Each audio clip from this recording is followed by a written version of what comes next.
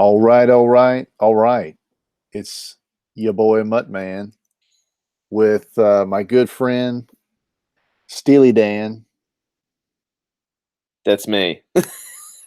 What's Steve. up, man? Hey, I really like your new your new guy there, Macho Man. Oh yeah. Pretty good. Uh, I got man. I fell in deep into a YouTube black hole with my daughter the other night, and we just started. I was like, Izzy, let me show you something, and we started.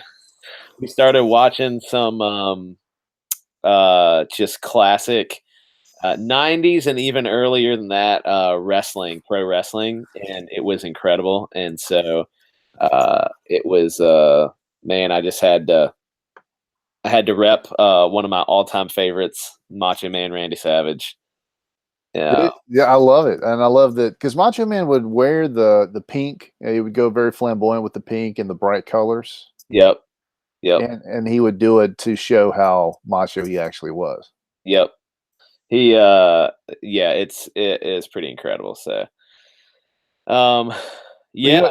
one of my favorite Macho Man things is that he was in that first Spider-Man movie. Yeah, he was Bonesaw. Bonesaw. Bonesaw. And I loved his Spider-Man's in there and he like has this moment with Spider-Man. He's like talking about his I think he's talking about his home life or something like that, and how Spider-Man's ruining his wrestling career and all this stuff. It was great. Yeah, yeah. He says Bonesaw is ready. Yeah. Yeah. But Yeah. man, some Macho Man. I introduced her into Hulk Hogan. Um, Okay. Hulk Hogan in the prime of his life, like Hulk Hogan, Ric Flair in a battle royale. We watched some of that. It was That's pretty beautiful. epic. That's beautiful. Ultimate Warrior. We Yeah. watched Ultimate Warrior, and I had to find a bunch of entrances, like Ultimate Warrior, Road Warriors. Then even some newer ones like I pulled out some Steve Austin, Goldberg, Oh man. The Rock. It was pretty, man. I had a really good time, and I forgot how much I loved pro wrestling. So So when were you watching? Like what era? I mean, like the sweet spot was I remember watching Hulk Hogan. I remember a lot of those old guys too. I mean, Macho Man, and the Road Warriors and all that. But I think when I was really deep enough into it to really appreciate it was early '90s, and I liked The Rock. One of my favorites was Rey Mysterio Jr. You know who that is? Oh yeah, I know Rey Mysterio Rey Jr. Mysterio, the luchador, Oh and yeah. I loved him. And none of my friends, they all thought I was so silly, and but I thought he was incredible. He was like one of my favorites. I was a DDP fan. I I was a, love DDP. I was a big DDP fan. Yeah. With the Diamond Cutter, when he brought the Diamond Cutter out, and I just Bang. Bang. it's so stupid, but I love it so much. Oh, dude. No, the stupidity of it is what makes it so awesome. Oh, it's so good. And I hated the NWO. I hated them. Like DDP was always anti NWO. He was on the other side, and I think he eventually got recruited at some point. I mean, it's a big soap opera, so Yeah. it all goes around. But man, like, it's just so. It was so good. I mean, I guess it's still going. I don't know, but anyway. No, it's still going, but like I think there was an era that I guess they call it in WWE, they call it the Attitude Era. Okay. And it was really it was all about, competing with WCW. Yep. Yep. See, and me and my buddies, we would watch WCW Well, like that's what religiously. I was watching a lot of WCW because that's what DDP was on WCW. Yeah. Rey Mysterio was on WCW. The Rock was on WWF, I think. No, yeah, he was WWF. Yeah, yeah, that's right. So was Stone Cold. Yeah. Yeah. Like So they what we had, would do, we liked both. There was good things about both, but we were all kind of old school fans, so like we like the Horsemen, the Four Horsemen, and Yeah, Ric Flair yep, Ric and Flair. all that, you know. So what we would do is we would switch back and forth.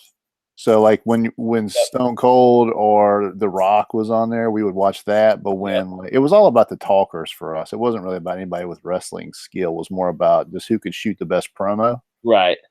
So like my favorites of all time, my favorite of all time is Ric Flair. I think he's the greatest. Nobody ever shot a promo like Ric Flair. He is the greatest in my opinion of all time. Yep.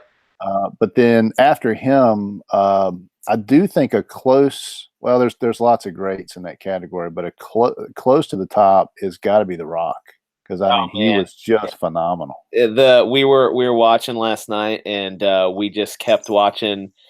There's this video that I found somewhere on YouTube, and it was a lot of The Rock just dropping the people's elbow, Yeah, yeah. um, and then doing it was the people's elbow, and then what was the his finishing move? It was like the stunner. I mean, it was kind of a Yeah, but it was like, oh man, rock bottom, the rock the bottom, Rock. rock bottom. Yeah, I mean he was machismo, all which I thought was the funniest stuff was the Yeah, it machismo. was, and we were like at the time. I remember thinking like, The Rock is really beating that dude up hard. Like he Yeah, is, and then you watch it now, and it is like it's hilarious how, um, like silly the kicks are. You're like none of those landed at all. Like none of them were well, remotely. especially the Rock, like, and they said I've heard many people say that he really wasn't that great of a wrestler. No, You know, like I mean, he was a real athletic dude, but when it came to like skill in the ring, he really wasn't the greatest. He was adequate, but there was a lot of situations where those guys were in where they were like, you know, he didn't land that right, and that could have hurt me. So there right? was definitely some things, Yep, but he was such a great talker that all you wanted to see was him out there on WWE. yep. But Flair, no one was greater than Flair because he could take the most mundane show and turn it into like some epic thing with his talking. Yep. And he literally made people hate his filthy guts. Like he made people literally hate him. And he would walk around in an era where it was so unpopular to do so. He would walk around with real Rolexes. I mean, he would spend all the money he made on like gear and stuff, real Rolexes, real alligator shoes, and he would pay his own money to come in on a jet. That's just so he could Yeah. just so he could make an entrance. Those '90s guys, just like the more extravagant the entrances, the better. It was awesome. Well, maybe we should actually talk about the comic book that we're working on. Yeah, let's do it. I mean, I don't know. I mean, pro wrestling's pretty hard to beat, but I That's will. true. I will. We can talk about it some more if you want to, but let's Let's kind of like move let's on. let's talk about what we're actually working on right now, which is this bad guy. Yeah, You want to talk about I'm just kind of sketching and thinking it out as we're talking about it, but we have developed our story's villain, right? yep, But what we have not developed is his look. yeah. So hold on. Let me. So I've been working hard on this guy. So this character, this villain we're looking at, he is known as Volk, and he. Let's see here. So Volk, he's real interesting. He's going to be a lot of the characters in this book are pretty complex. I would say, like we have a lot going on each one of them, and Volk is no different.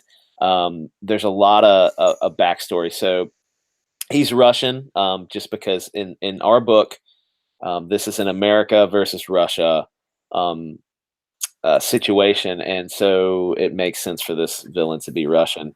Yeah, Um, and like how we got there because a lot of people, well, most people that might be interested in this will have no idea why we chose that, but for me it goes back to a lot of the great movies of the 80s and 90s, and yeah, absolutely.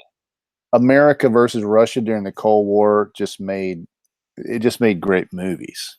Right. And the fact that Russia is kind of like sort of in the news again recently, and it's kind of a hot button topic, just puts sort of like the superpowers against versus superpowers back into the mindset of of people. And Yep. I think it makes it interesting to think about what a world would be like that was a world at war. Right. We would obviously never want that to ever be reality, but it does set the stage for a great story. Absolutely. Um, and so we're gonna do a video on this. We're gonna put out a piece for with some more info, but basically, it's some of Volk's backstory that's kind of cool. Is in Russia, um, he was um, he was living um, far north Arctic Circle area of Russia. He was in a small village, and he grew up kind of in poverty. Like this is one of those villages that you see that um, Bread lines. yeah, exactly. There's, this is communism at its peak. Yeah. They're trucking in food and stuff to give them because like these people are so poor, like they are the dirt poor peasants, and so Yeah. that's the kind of place that Volk grew up in, and so he didn't have much. Um, and being in that Arctic Circle, being in that area, like there's obviously a lot of hunting and trapping and stuff like that. But one particular year, he was 11 years old, The uh, worst winter in a long. worst winter that they can ever imagine, and all the rabbits and the animals that they would normally trap and kill for food, they've been hunted out, and not only by them but by indigenous animals that are going to live in the area, namely wolves. They've come down out of the mountains and through the forest, and they've just hunted out all the animals. So, when wolves get hungry, they just keep going up the chain until they get, till they get get to the top of the food chain, and they're about at the peak anyway, right? Right. Um, and this is based off some true stories. That's crazy. If anybody's watching this and you look it up, there's some crazy stories about Russian villages and Russian and German soldiers in like World War I that got set upon by wolves in Russia. Anyway, But when a wolf pack gets to a certain size, yes, they will take on they'll take on anything if they're hungry enough. So yeah, when food is lean in those areas, it's not unheard of that a wolf pack will try to actually descend upon a group of humans. It's reality. absolutely. That's a real story. And so what was so basically these wolves have come out of the forest. They've gotten into the village where Volk is growing up, and they basically annihilate like they massacre everything. Yeah, once they get the taste of blood, it's a frenzy. Yep. And Volk is one of the only people to survive this thing. He is he's seen some, like he basically saw his family eaten alive in front of him. Yeah. So that does not do a lot of good for your psychological state. And so what this has done is he's grown up after this, and being so poor and watching this tragic event unfold before him, it has like made him the most um, cold person in the sense that he is ruthless. He is there's nobody equal to him in getting what he wants, and he's absolutely cutthroat in everything he does. He deals in arms, he deals in stolen technology, which is huge, and he deals in sensitive information to basically use all these tools. He doesn't use force, he doesn't use power, not in the traditional sense. He uses this stuff though to make himself basically invisible to governments. Like they can't touch him. He's Um, he's he's a master at leverage, and yeah, exactly. he has an appetite for winning. Yeah. And the thing that is cool about Volk, like he just sounds like a pretty typical evil person right now, but this guy, he's cracked from the very base of the foundation all the way up, and he has adopted he's basically fallen in love with America, right? And so he loves flamboyant, like American cowboys. He loves it. He grew up in a time where that kind of thing on television and pop culture was huge, and so he has like adopted this persona of Volk, which Volk It's in Russian. in Russian means wolf. So he's Yeah. adopted this persona of Volk, and he is a cowboy. He's because he's obsessed with it. He wears snakeskin leather boots and a Stetson hat, and he's crazy, He's bad to the bone. bad to the bone. And Uh, this guy, one thing that you need to mention is that he killing for him is not killing for him is just a daily practice. He's not. And in our book, there will be some people who cross his path that are going to find out why he's called the wolf. right. And one thing that we were talking about last time that I thought was really cool is just like a hungry wolf, Volk is always hungry. He's always hungry. He's always hungry for more. And so, like you said, he loves American culture, and that's why we're drawing the cowboy hat, because in a time of war, he has the ability and the means to sort of come and go as he pleases, you know, Right. and be and almost be a ghost to the U.S. government. And we're going to find out why in the story. But this guy is the bad guy. He's the catalyst for a lot of the bad things that happen. And we're trying to develop him out, and we would love to hear feedback on what you guys think about it. Yeah. So when you see the video, you know, if anybody's watching right now, go ahead and comment in the chat, and we will answer your questions about this. But if not, if you see it later, just comment in the in the replies, and we will definitely. We got like literally a couple people watching, but that's okay. Cool, man. Yeah. But so I was thinking of things that make like what could you add to make Volk look off enough to be, I don't know, like what is it that makes him like, you know how there's some people that are terrifying looking, and Yeah. you know why there's something off about them, like what is it, what can you add? Well, one thing I thought about was that he could definitely have some scarring, you know, because he was in a wolf attack as a young boy.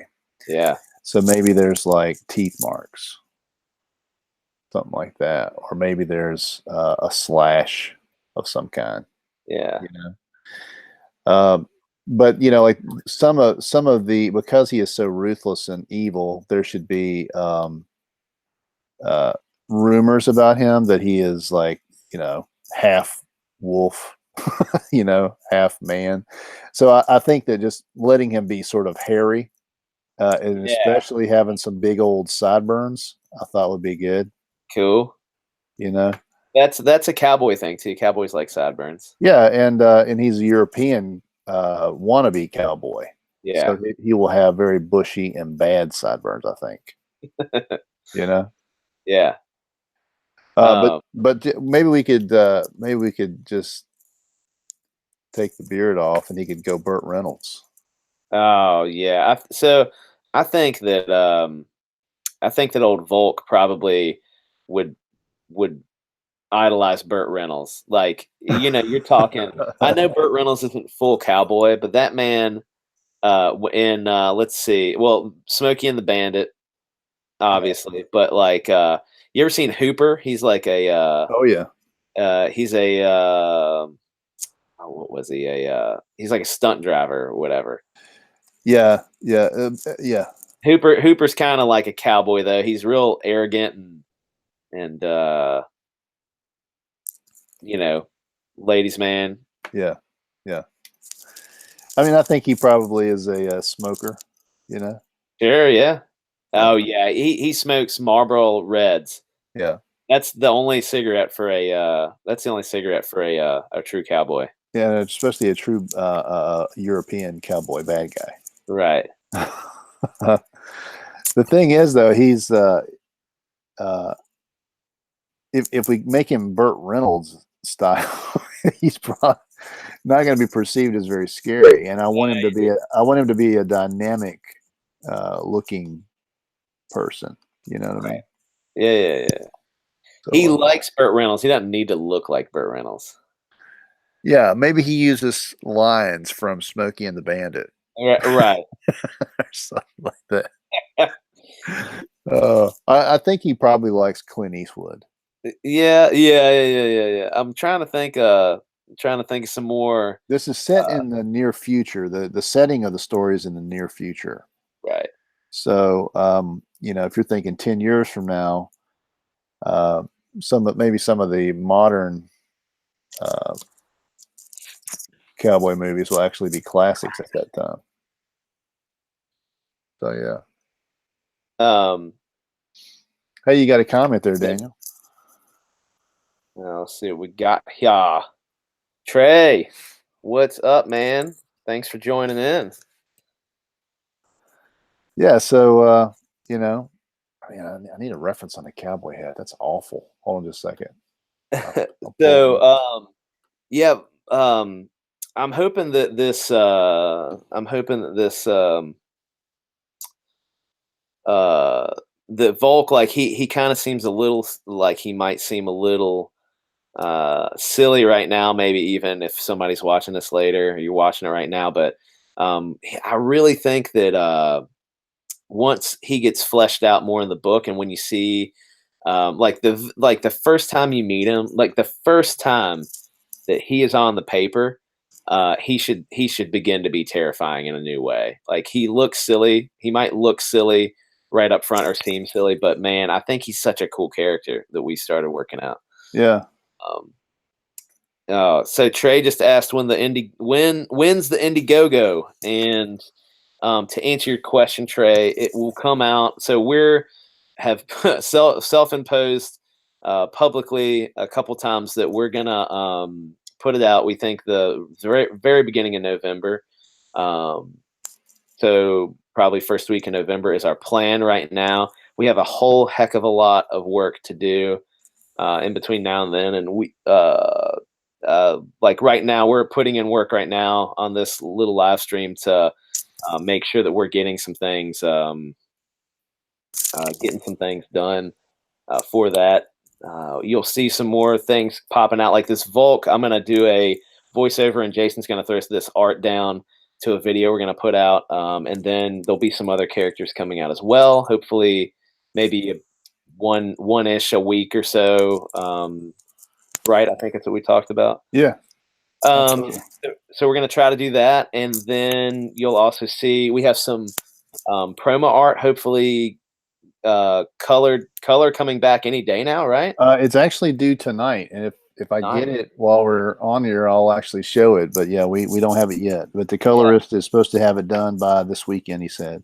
So that's that we're the first color piece that Komodo Davi Komodo, yeah, Davi Komodo did was killer, yeah, it was and good.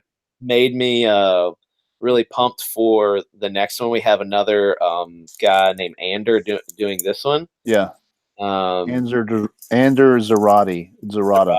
Yep, and they're both just colorists we found, which is really cool. Or Jason found, and so yeah, it's super exciting stuff.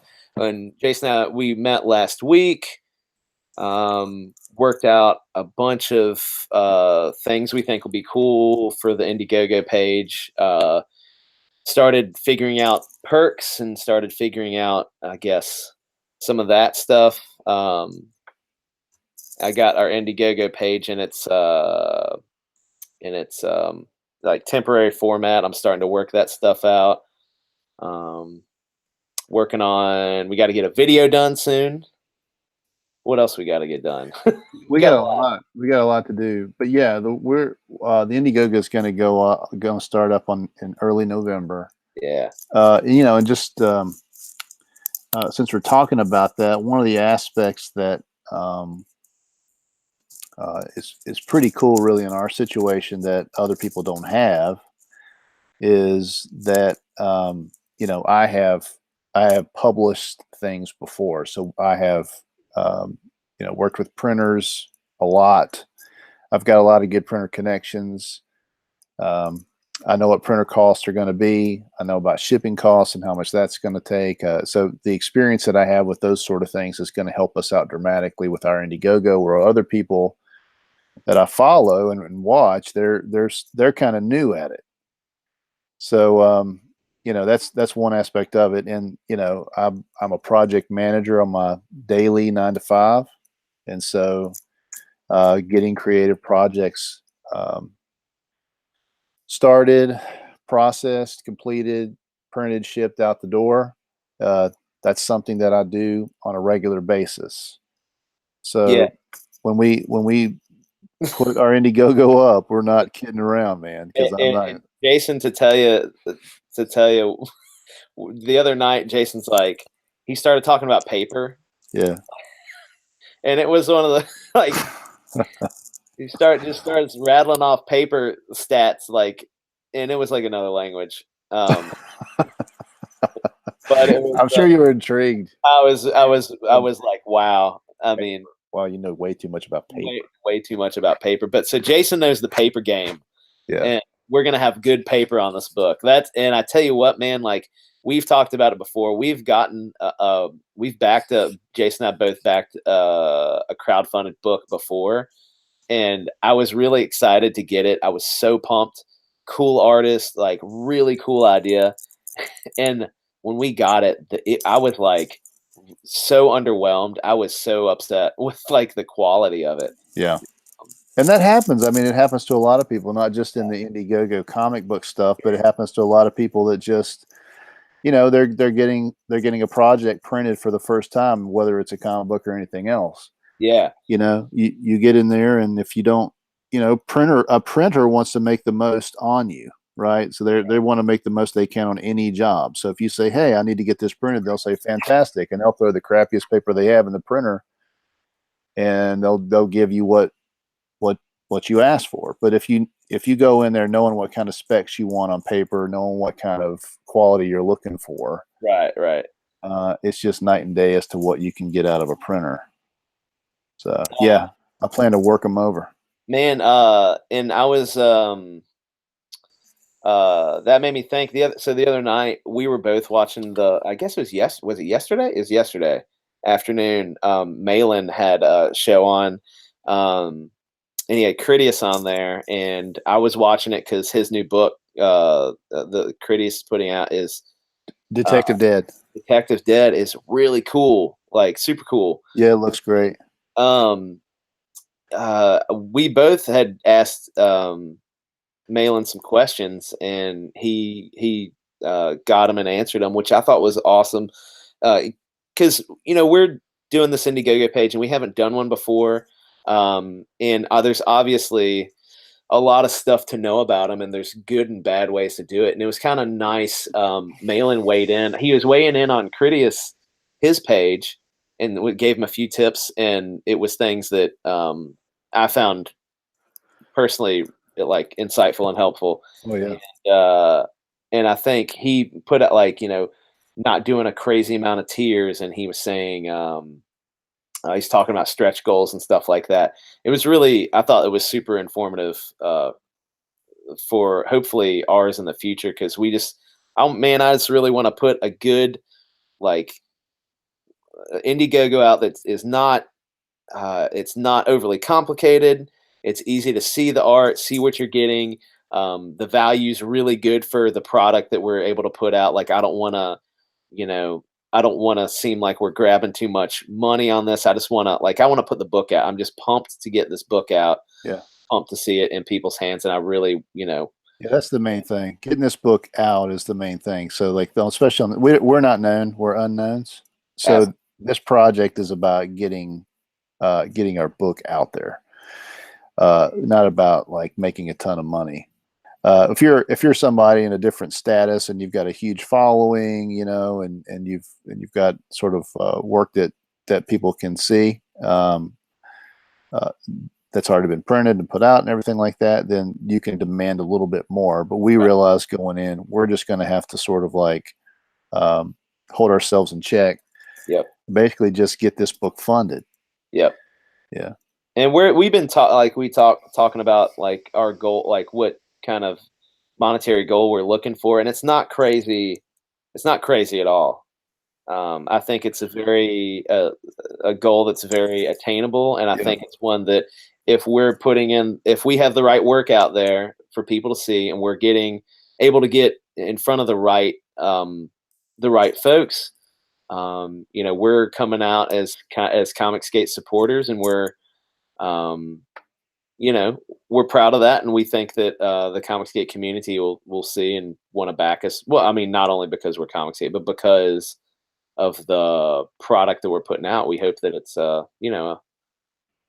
cool idea, fresh idea, fun book. So Oh, it's one thing I can say about our idea is it fits into a couple of genres, but it's never been done this way before, to my knowledge. yeah, I think so. I don't think so either, man. I'm pumped because I just hope we get like I don't need notoriety or anything, but I just want some uh man, I don't know. I just want it out there. I just want it out there, man. Yeah, that's it. That's it. um, And that's because we've been creating this thing for a while now. yeah, I mean, man, I remember you telling me, I remember you saying sometimes it takes years to get this stuff done. I'm Yeah, like, no way, we can get this thing done, knock it out in 6 months. yeah, No problem. And what is it, 3 or 4 years later? yeah, yeah. Yeah. It definitely becomes a part of your DNA before it actually makes it to paper, and But that's what I found with all the stuff I've done.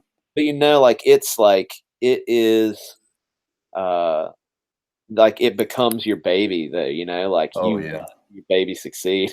oh yeah, definitely, and it's going to. We're not Um, going to sit. That's another thing where it's when you set your goal to just um, make it, to just create the book, then you're basically setting yourself up for audience building, and that's the mode we're in. right, yeah, yeah. So, Man, what do you think about this? So one of his eyes, all right, so think about this. One of his eyes glows, the other one has a scar across it, all right? we're not going to put cable in this And then he comic. carries a really big gun. Well, he may have a big gun, but he won't have a stupid star scar with a light up eye on the other side, on the wrong side. Um, oh, let's see, man. You got some more comments there? What's up?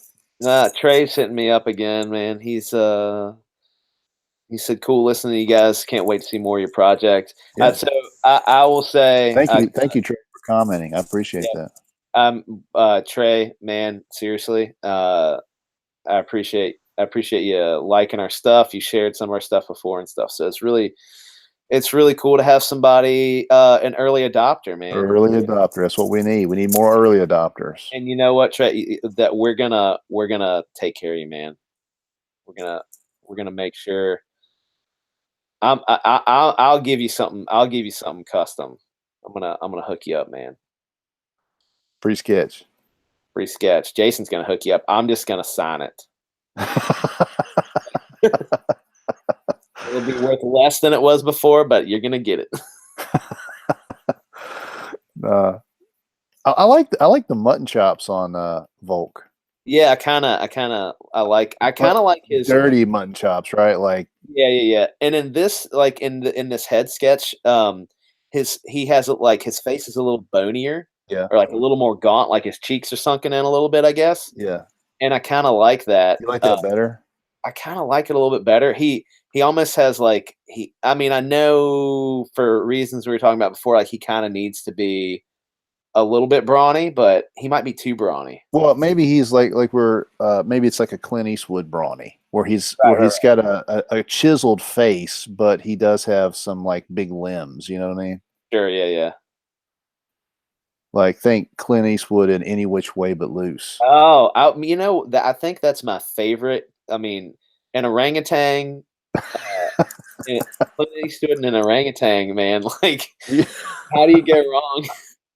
That's pretty much yeah, that's gold. That's it's incredible. Uh, Yeah, I'm a huge Clint Eastwood fan. I've always been a big Clint fan, and my favorite is the Outlaw Josie Wales. That's yeah, one of the great westerns. I think, and I also love. Well, I love A Few Dollars More and the spaghetti westerns. Those are yeah, amazing. yeah, Yeah, but yeah, so like this head sketch is I'm kind of starting to feel it a little bit. I think this is where I needed to start. You're right. So then, like, he's got like a not a huge, but he's got a thin frame where you can, yeah. A thin frame, but I mean, he's muscular, but he's kind of yeah. like I think that is even almost a little bit more. Oh, Um, I just remembered that when we were talking about it before, it was like we were talking about William Defoe yeah, style. exactly. He's thin and he's gangly, and that's like somehow like somewhat it's creepy and it's a little like unsettling. You know what I mean? Like long, weird long limbs. Like not like a spider, but you know what I mean? Like Yeah, he's that thin, like thin strong. He's not like big, brawny strong. yeah. He's a really weird character. He is a weird character, but man, I think Well, he's it's going to be a gonna super work. bad guy because Yeah. the thing is about this character is we're going to have to do a really good job at making him uh, we're going to at getting past sort of the fake cowboy look, Yeah. right? I was thinking like he might be man, there's a movie, I'm trying to think of this movie, and, I got a good example. there's, man, I can't think of it right now, oh, there's a movie, it is, man, it's coming to me. It's a Paul Walker movie, it's a fantastic movie, it's called, so Paul Walker is like um, he's like he's like from Boston or something. I cannot remember the name of this movie, but there's this kid that um, he saves somehow, and the kid's dad is this Russian, and I'm pretty sure he's like a. Oh man, I'm gonna find this movie. Hold on, you keep talking. I can't think right now. Well, I have the to. the example I was thinking of was 3,000 Miles to Graceland. Have you Okay. ever seen it? Oh It's Kevin Costner, and like it's ridiculous because Kevin Costner is a bad guy, yeah. but he's this big brutish bad guy, and Okay. he's an Elvis fan. Uh, Okay.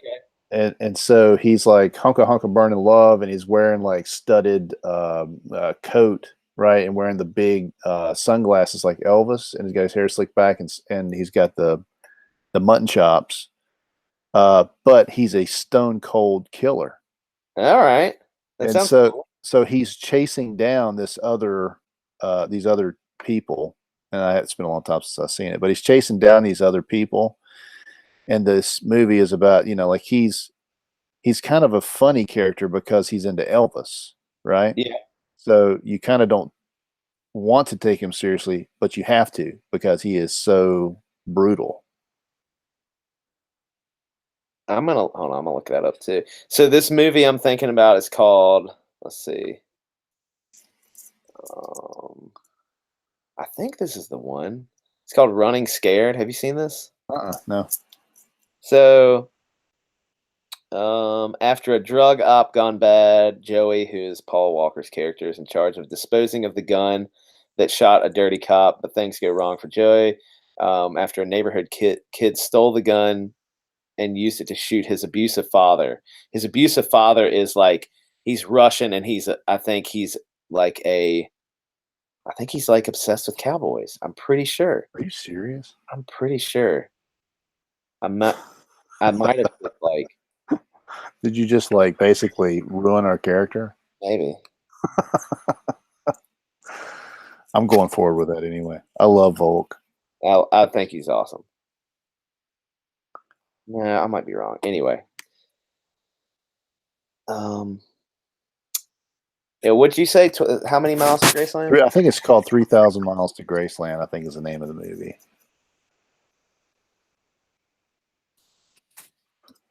Yeah. Man, maybe this is what I'm thinking of. Is it Paul Walker in there? No. Oh. Oh man, is that Kurt Russell too? Yeah. Maybe Oh, Kurt Russell. No, it's one of those guys is the bad. I think Kurt Russell's the good guy in the movie. Kevin Costner looks like a bad guy in this. Yeah, I think he's like a bad guy. But yeah, so Volk, that's a little something about him, you know. Hopefully we can get past the sort of like what's the word? Um, the funniness of the humor Right. Yeah. Yeah. of who he is. But very early in our story, we've already got a scene worked out where we're going to show how really sick and twisted he is. Right. Yep. And he is Yeah. a stone cold killer, Looking good. not to be trifled with. Do you like that? Like face, the headshot right there? Kind of like his like. I like the headshot. He's a little skinnier. He's too Crocodile Dundee up top, I think. Okay. I like he almost looks like up top. He just looks like too much of a good guy, I think.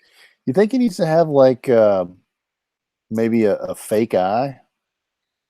I thought like maybe a milky eye or something like that earlier. Yeah, milky eye, like he's we can handle that in like coloring, but basically like one of his eyes, it looks you could make one of his eye look wolfish, yeah, it's like yeah, sure. you know, and the other eye's pretty normal, but Yeah, the that's fine. wolfish eye is always, but and it could be milky. You're right, milky eye. Let's just put that little note right there. Um, like I like it the slightly pointier nose, the more gaunt cheeks. Like he's that stringy strong. Yeah. Well, it's not, and with him, it's more, but it's not necessarily about his ability to fight. Right. He doesn't mind getting his hands dirty, but he doesn't have to Yeah, sure. because he's got enough leverage on enough people um, that he's got people to do his dirty work for him. You like the shaggy hair? Yeah, I kind of like the shaggy hair. I do Like, too. I think it's usually like a lot of times the hero has like the shaggy hair. You know what I'm talking about? But Mhm. I think like some greasy kind of shaggy hair will do pretty good. Yeah, right on, man. Okay. Well, so you've been talking to a bunch of these Comicsgate people, a bunch of Yeah, folks. Like you've been trying to get. What's the point of that? Why are you doing that? man. Number one, number one, it's cool to talk to some of these big players. You know what I mean? Yeah. Um, but I'm honestly, I would be lying and doing myself an injustice if I didn't say it wasn't for some help in this kind of stuff, like promotional stuff. Yeah. And number one, Malin is a huge influence. He's a Yeah. huge influencer. He has great art. He has great ideas, and Yeah. he's obviously been in the industry a long time. Like he knows the game, and he knows how to run a successful campaign. So, um, man, I've been trying to connect with him. It's hard. So, um, it's been cool. I've had shared some dialogue with Cridious a couple times, and that guy's straight up. He's just super nice to talk to. He's And that Detective Dead book, it It looks looks so freaking good. awesome, doesn't it? You had keyed in on that guy with the circle on the face of Yeah. His Ratchet. name is Ratchet. Before, I don't. Well, go ahead and tell about that Oh, anyway, conversation. like he looks anyway. He looks cool, but Cridious has been cool.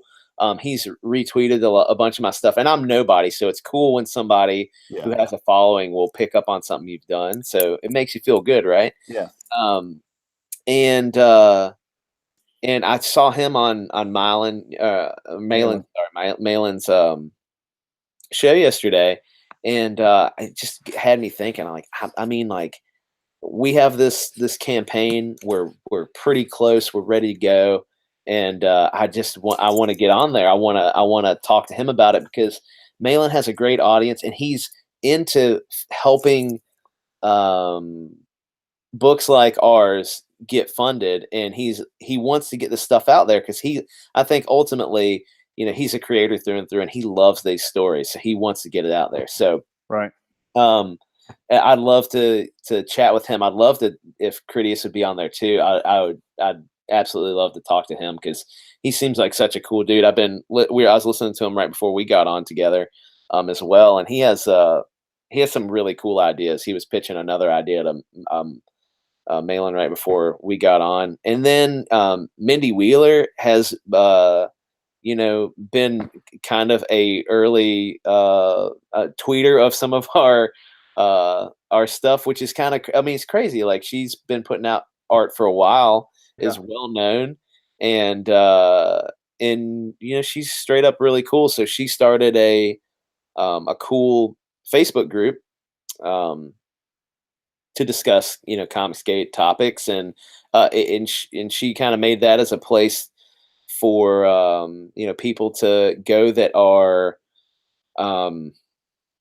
that want to talk about these topics and want to do it in a constructive manner, and to also pitch your products or sorry, pitch your campaigns or pitch your comic and get feedback and just do it in a really positive place, because Twitter sometimes can just be like a blood sucking vampire on your soul when you're like scrolling through it. You know what I mean? And Yeah. it was kind of cool to see that. So she's been super nice on I know you've engaged with her before too. So uh, Yeah. When I actually, got on Comicsgate Live a couple right, times. right, yeah, One time was just because you of just an boneheaded your accident. way right in there.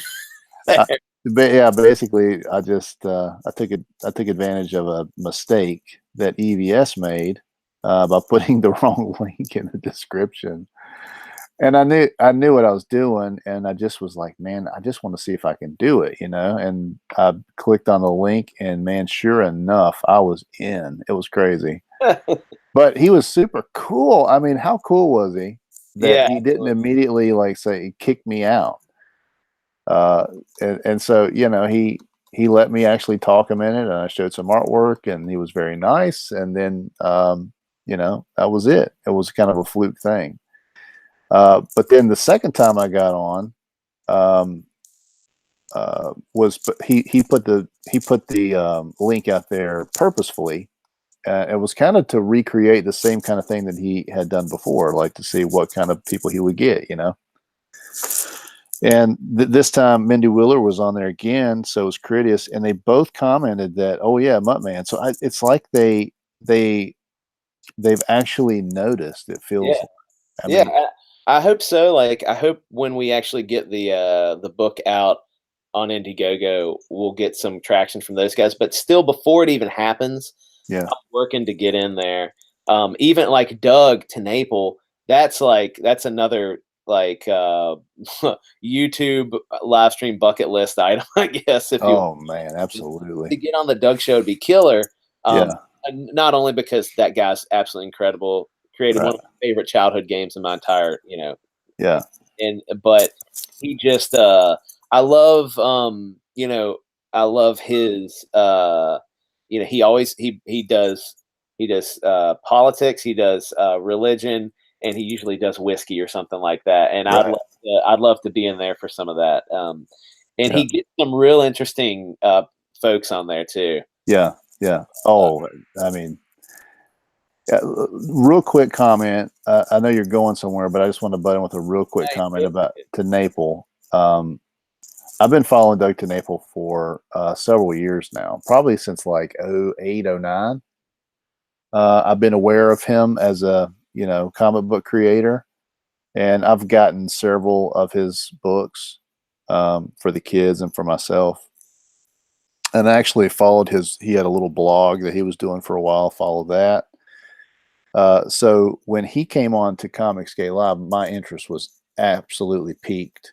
And then when I saw his idea for Bigfoot Bill, I was like, this is a gold mine. And I know he hit 100,000 or whatever. I think it might still be going on the in demand thing, but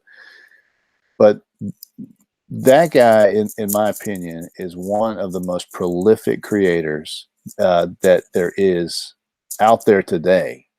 And the fact that he is not over studios making humongous big budget adaptations of his creations is insane. And he's one of those people that I think a lot of people, you could say, well, they're just kind of a little bit big on themselves, and they're blaming politics or religion or their white maleness now as a reason for why they're not successful. And they're kind of just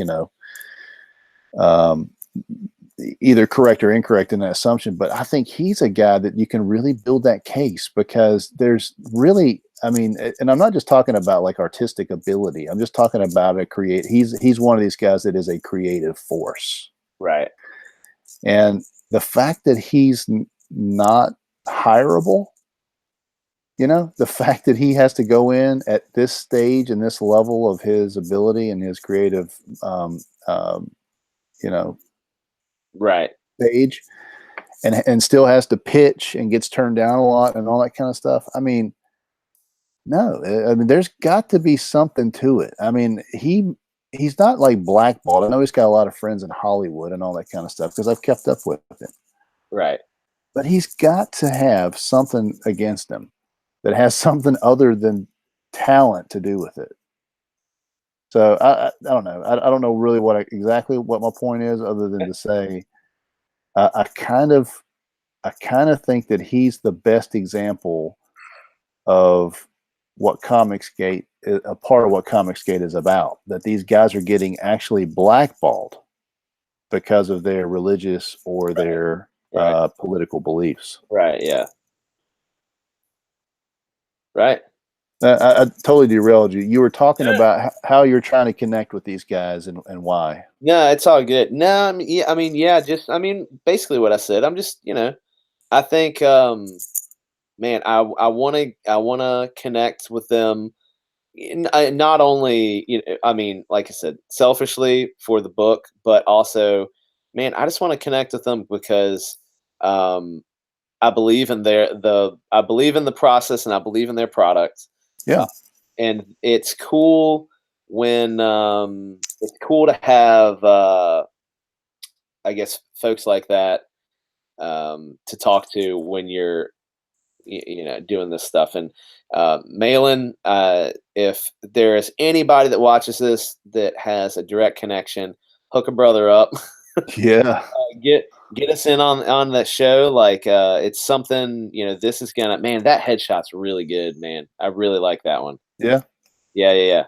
I like, there's something about his mouth in that one I like. It's almost like Jokery. Yeah. I like that. And the eye, that one weird eye is awesome. Yeah. Um I'm trying to make it more feral. yeah, exactly. That's really good. That's a great headshot.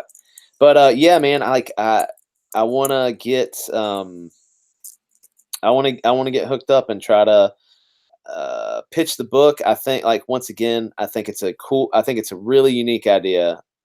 Hasn't really been done before, and I think that it's something that would entertain. I think it would be cool for some for folks to see it, and I don't know. Anyway, I want to get involved. Well, I think that you'd be a good interview. That's one thing because you definitely don't have any dull moments. You can keep a conversation going. That's a big part of it for them, and there's um, a lot of this stuff was your brainchild. So that, like you said, just kind of like your kids, Yeah, you yeah, know. yeah. Yeah, when I'm thinking about these guys, I'm thinking a lot about like just trying to talk to Malin. I feel Yeah. like he's the guy right now who's putting a lot of care and effort into showcasing people like us who don't have a Right. big Yep. following. Yep.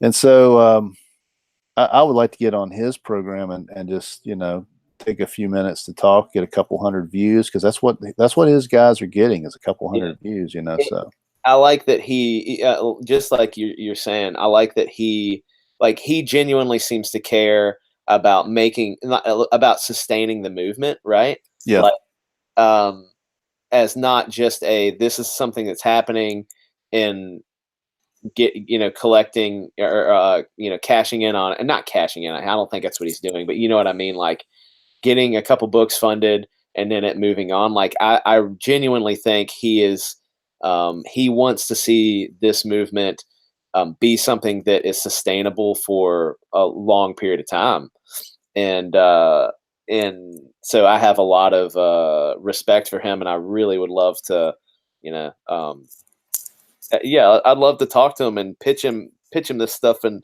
I'm a weird dude, and I think I could, I think I could be interesting on the TV on his channel. yeah. He has some good questions that I'd like to try and attempt to answer. So Well, as we're developing out, I mean, we behind the scenes, without like talking about everything, we've got so much of the story already developed, and like I've said before, like 3 promos, full zero issue story already worked out. yep, So we're there as far as being, I think, ready to launch. I right, mean, the things, and this is the part that we're really focusing on right now is getting the promotional stuff ready right, and getting some connections to talk. And I think that once these guys see the Indiegogo up and running, then that's really the kicker. yeah, That's when they know you're serious and that you're gonna right, put everything into this and it's a real thing for you. So yeah. Do we? I was just thinking when you mentioned the zero issue. Do we want to talk about um, that as something that we're adding in? You know, you know what I'm saying? I had some things I wanted to talk to you about that. So Cool. I think that we probably, before you announce anything, we should Yeah. probably kind of make sure we've got alignment on that. Cool. That's totally cool. Hey, what? Real quick, off topic. On his on the last little sketch he did, the head on. Yeah, There's like a square on. It would be his left chest, like over his heart. yeah. Oh, is that the? Oh, never mind. I know what that is. I was gonna ask if that was a pouch of Red Man or something sticking out. No, you know Like, what it is. The I know. only the That's only cool. clue I could give our potential viewers is that this is a primary plot driver. Yeah, sure. You know, and so it becomes pretty interesting in the But storyline. there needs to be some Red Man sticking out of his back pocket at some point. Here's the thing. I think that what we need for this is because this would be under clothing, and he wouldn't walk around with this Yeah, showing too much. Like, if you think about a shirt here, something like that, it'd be covered. What I think is that you need something else. You need something else here. And yeah, what I think is that maybe he's planned for even more than just this. yeah. Maybe he's planned for something up here too. Gotcha. Yeah. Like like if you were to have problems up there, some bad things would happen. Um, So what if there's like an actual like something, outside the something. skin Yeah, I kind of like that. Something plate? gross grafted in there. Yeah, maybe it's Maybe like his eye glows. All right, and it didn't. I'm just- I Um, I know But you're gonna try to get some cable in there somehow. It's so yeah, funny. I'm done. But there's something like I think there's something. This sounds weird, but yeah, like I think there's something about like if a bad guy is like, they're walking around, they don't have their shirt on, like they're kind of like they're not like swelling up trying to be all like macho, Yeah, but he's kind of like where I was saying, like he might be a little bit more William Defoe build, like a little bit more wiry and stuff like that. yeah. There's something kind of creepy about that too, like walking around and being all, I don't know, being all shady and creepy because he's with his shirt off. I don't know, that might be kind of a weird, a weird Volkism.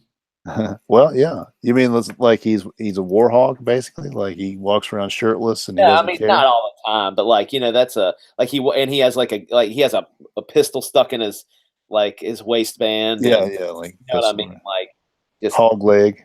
yeah, yeah. Yeah.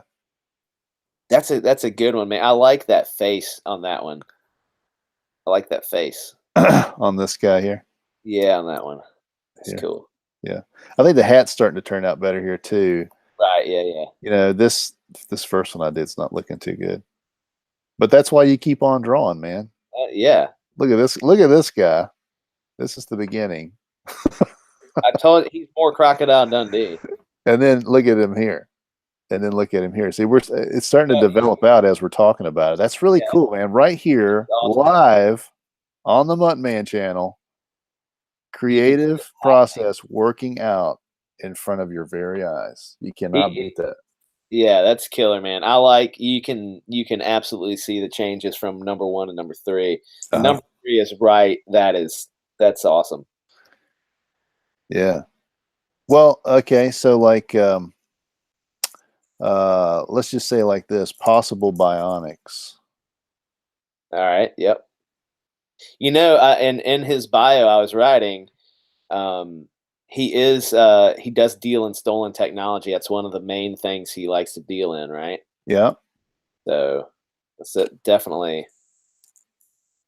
something he could have taken into account if you're looking at that. Oh man. So okay, yeah, we're gonna have a killer bad guy. We're gonna have a crazy protagonist. It's gonna be a little robot on a zombie. Robot on a zombie. So there's basically things in this book that you won't get anywhere else. You'll never find that anywhere else. No one else is crazy enough to do it. We have nothing to lose because we're going to make a comic one way or the other, and this is the idea we're bringing to the table. Yeah. We're going to have a robot that jumps on the back of a deceased American combatant, or possibly another or not. country's combatant, and Yeah. creates a jacked up, Frankenstein out combatant that reanimates back to life. The best thing about HIRO, I think, um, when he attack, it doesn't matter what body he's attaching to. Yeah.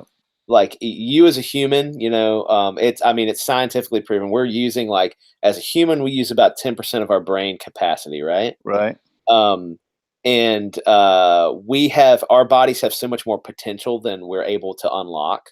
Yeah. And I love that HIRO is basically the key to unlocking it. Yeah, unfortunately, you have to be dead, but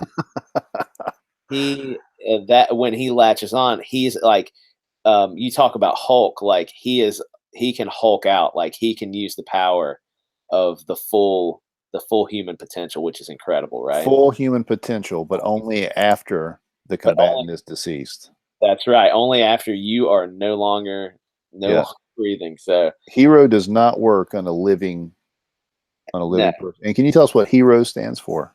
yeah. HIRO is HIRO, hardware integrated reanimation ordnance. Um, so it's just that is a militaristic term describing it is a it's a piece of hardware, and it is a weapon. That's what that's what it's initially designed for, and we've gone through a lot of those pages before and talked about this, but um, it's designed as a weapon. It was initially under a different program, and HIRO is what's come out of that program, and eventually it's gonna be it's gonna change what it means, what life means, and what on a couple different levels. One of the aspects I was thinking of before was that in the time of war, that's when your major technology shifts happen. Because as a country we don't want to lose the war. We put our best work, our best foot forward. Yeah. And come up with some things that are amazing. And war, unfortunately, war is the catalyst for a lot of that. So many crazy things out of like World War II, the like technology of World War II, and if you like look some of that stuff up, it's wild the things they thought of. They're like, this can be. Well, desperation breeds creativity. Yeah. And as a country, we've seen some of our most creative thing. I mean, nuclear power came from, smashing atoms, from trying to destroy people. Right. So unfortunately, like war does bring out. So what we're saying, our premise in this book is that war has created an avenue for reanimation. Right. Yep. Because we're basically running in this war in our story, we're running out of soldiers. There's no shortage of dead soldiers. No shortage of dead soldiers. We got plenty of those, but we got no live soldiers. Right. And so we need a way to sort of like continually use the live soldiers we got. Right. Or the dead soldiers. So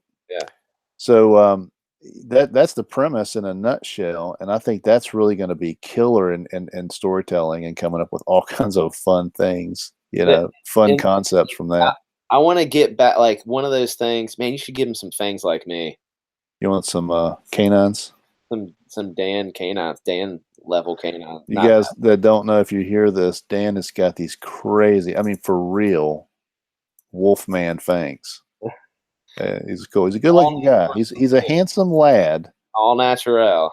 But he does have some crazy Wolfman fangs, which are a little scary. I've worked in a lot of industries where I work with kids. You scare them? But my favorite thing is it's usually like the 8 to 12-year-old range is the sweet spot. And what'll happen is, and they'll look at me, and I can tell that they're looking, and they don't know how to ask me a question about my teeth. Yeah. And they're very straight, and there's nothing wrong with them. But I have these long canines, and they look like vampire fangs almost. And so the kid they'll be talking to me, and then they'll be like, "Are you a vampire?" Straight up and I'm like, no, like these are real. I'm not a vampire, but have you guys heard of a movie? It was based on a book called Twilight. Especially young girls, it's great.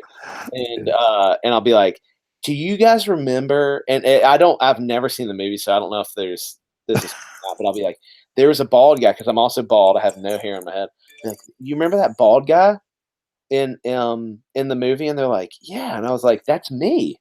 You know why they cast me? Because they didn't have to put in prosthetics. And kids, I love lying to kids. It's one of my favorite things, dude. So Trey asked another question, which is cool. He said, what's your favorite part about this comic? Oh man, good question. Very good question. And I'm gonna let Jason do that first. Cridious hit you up on Twitter. I saw that, man. Way to go, Cridious. The plug. Thanks a lot. Grateful to you. Yeah.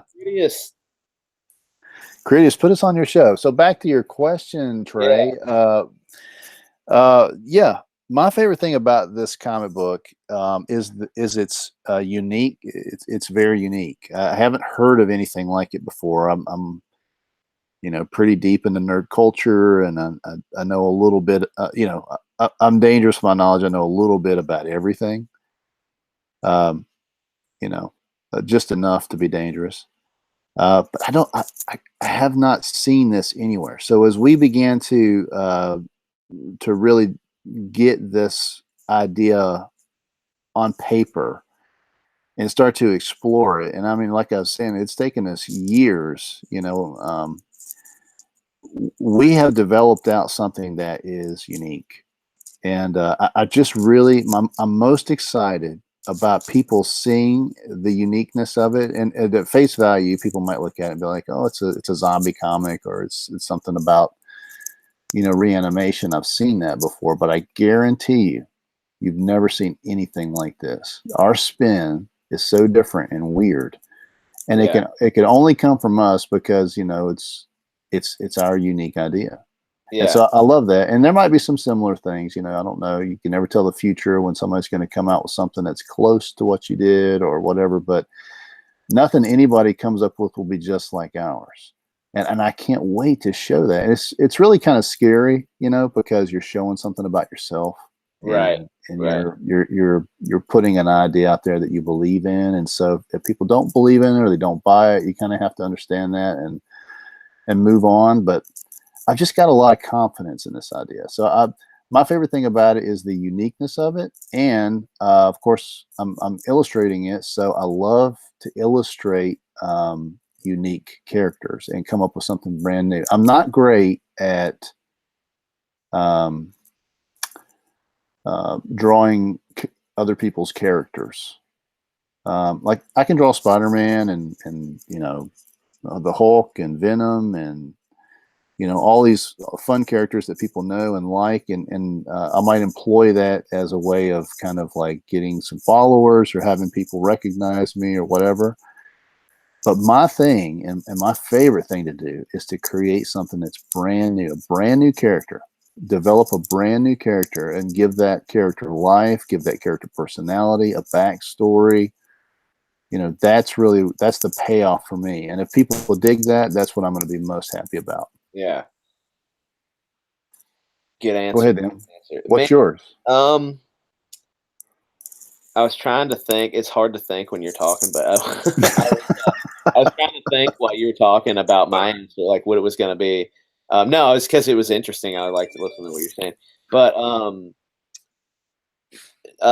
definitely. So once again, just a quick rehashing of how like this is based off of like probably some like fast food fueled dream that I had. I had this weird dream, and that's a cool face. His teeth are all gnarly. I like it. Yeah. Um, I had this weird dream about and it was it in my mind it was this like floating robot thing. It kind of looked like one of those floating droids on Hoth is what I remember in my brain. And it was this robot was holding up this body in front of it, almost like it was hiding behind it. And in this dream, it was trying to pretend like it was like moving the body's arms around. It was a dead body. It's moving it around, pretending like it was trying to be human, right? And that was like what kind of started us on this path to this thing. Like that one little weird part of this dream of me interacting with this. Like I don't know what was going on in my life at that point that made me have this dream, but I did, and so yeah, like when I told Jason and he was really into it, um, for years I was, would dream about being able to do something like this, make a comic book. I've been into comics my whole life, or as young as I can remember. And I think that um, being able to to create something, I guess, along the same lines as Jason, create something that's totally unique, be able to put it out there and be proud of it is like I feel like it's just like a really big accomplishment for me, and it might not be for everybody, but it feels like a huge um, milestone for me personally to be able to do that.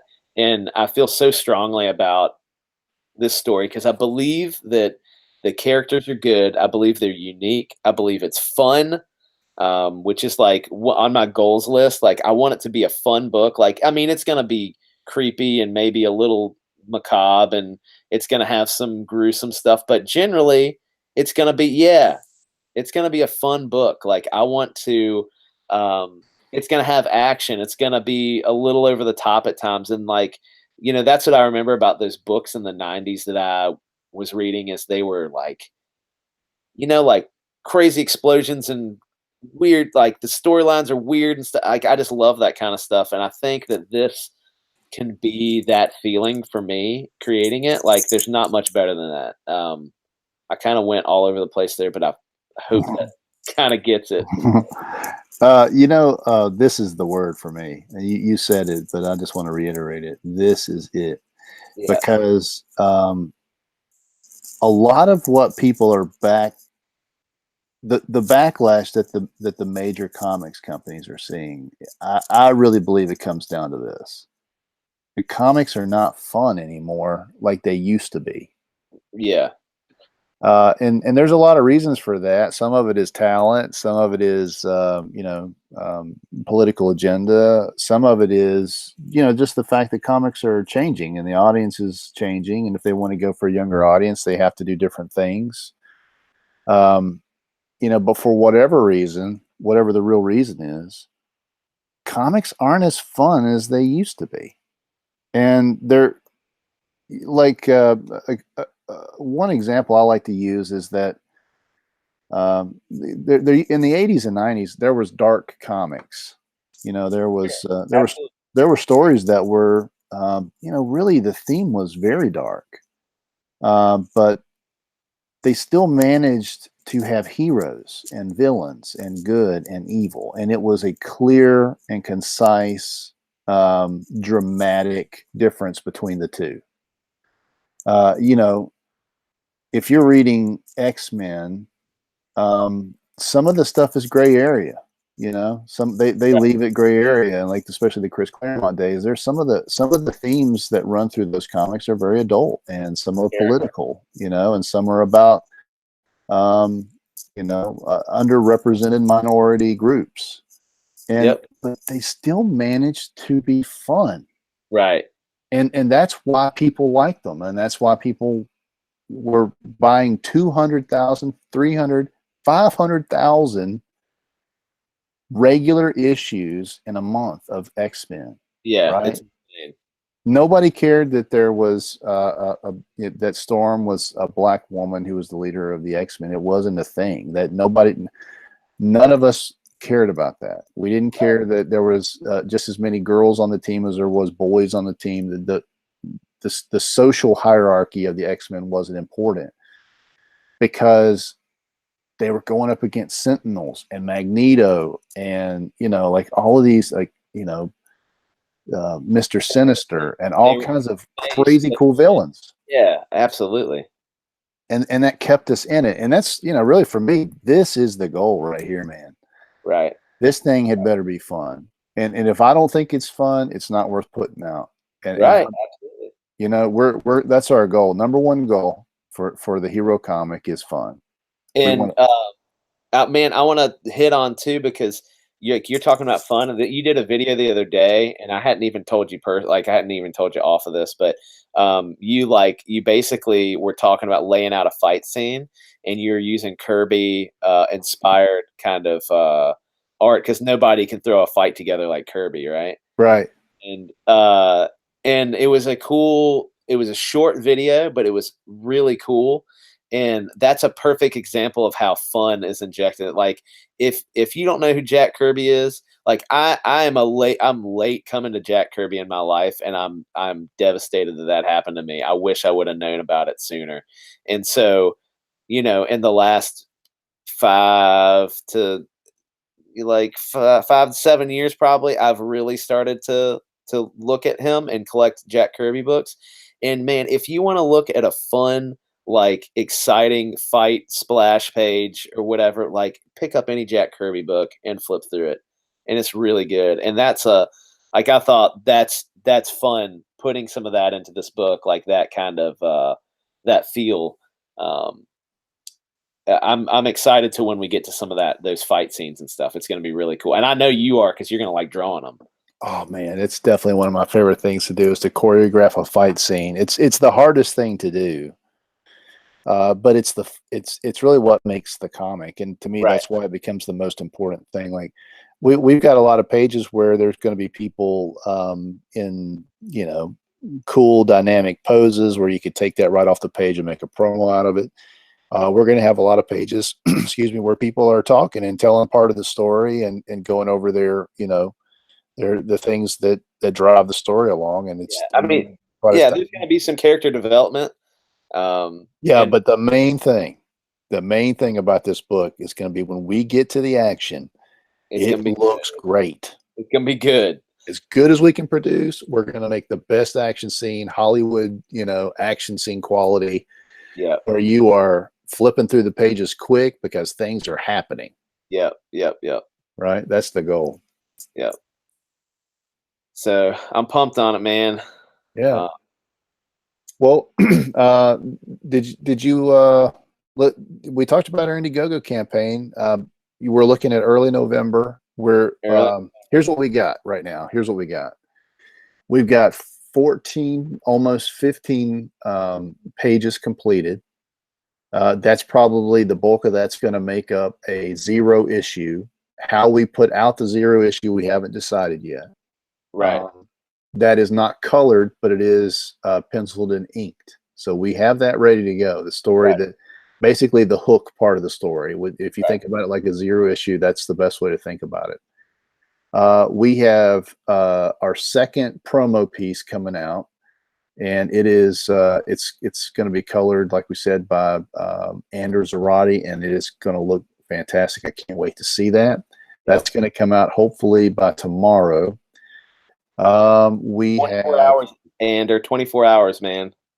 yeah, we've got um, um, lots of backstory written. Dan's got pages and pages written, and so and he's got the dialogue completely done. Yeah.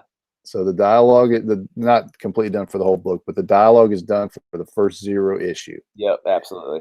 Our And characters are. we're on our way for the rest, but not quite there yet. We're going to start putting out character profiles like Volk. We're going to do a character profile on Volk first to show like the main, villain of our story. And then we're going to start going through the protagonist cast and putting out just little quick promos on them just so you can see what they look like and get to know the character a little bit. And then we're going to put our Indiegogo together. That's going to be the next big stage. And that's coming out, like we said, early November. So that's where we're at. So we're about a month out, and we got a bunch to do, but it's exciting. It's going to start coming together a little quicker, I think. Now that we're close, and yeah, we have some things in the works. I think that'll be cool for perks. It's not like I think after listening to Malin's um, live stream the other day. I'm almost second guessing some things. Like I don't want to go too Yeah, we had a lot of ideas. We just need to narrow it down. right. Yeah, and some of them are going to be just funny things. Some of them are going to be legit kind of cool things that we hope a lot of people will want and enjoy. But the main goal is to just like spotlight the book. Yeah. And yeah, we're getting there, man. It's gonna be One thing I'll tell you this. One thing, Dan, I was going to talk to you about this offline. We can talk about it now. Okay. One of the things that I took out of that live stream, the thing that stuck out to me the most was you take your product and you grow your product with your right. So like each tier that you hit, like you hit a new stretch goal. That stretch goal should give more to the person that's paid in. Right. Right. So if 48 page goes to 60 page, 60 page goes to however, like, so you just keep growing the book and you get, so the more stretch goals you hit, the bigger the book gets, the better the paper gets, the cooler the alternative covers and, all that stuff. So if you like that, I think that's a great piece of advice and a good way to go about it. Yeah, absolutely. I thought it was great advice. And because I didn't really, I didn't like stretch goals. There's all kinds of weird stretch goals people use.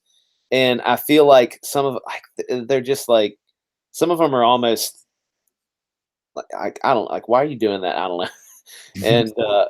And that advice is real good. I think that you can uh it says Mutt-Man's no longer presenting. Are you done?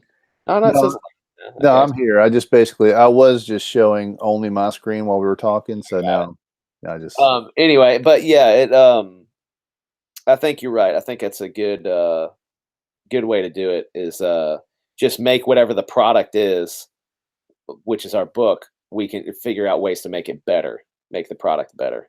yeah. So, All right, man. Well, I'm good if you're good. I'm good. Hey, Man, thank Trey. Thank you, man. Really Trey appreciate it. 50 Daniel. That was very cool. I think you're our very first person that actually cared enough to comment. So that really does mean a lot to us. And thank Yeah. you for the good questions and for being cool. Yeah, absolutely, man. And Trey hit us up on Twitter. Everybody else hit us up on Twitter. I am at Ride Die Repeat. And Mutt-Man 75. Mutt-Man 75. And so yeah, we're gonna keep trying. Man, we're gonna try to get on Malin. We're gonna try to hit up Cridious and yeah, get this thing out there for people to see and see what happens. Right on, Macho. Oh yeah. Bonesaw is ready. All Man, right. if I can do that, oh yeah, on Malin show, that's gonna just make my life. We're gonna make that happen. I'm gonna hit up Cridious tonight after this. Dude, nail them, get them fired up. All right, All right, dude. let's get out of here. Thanks, everybody. See All you right. soon. Peace.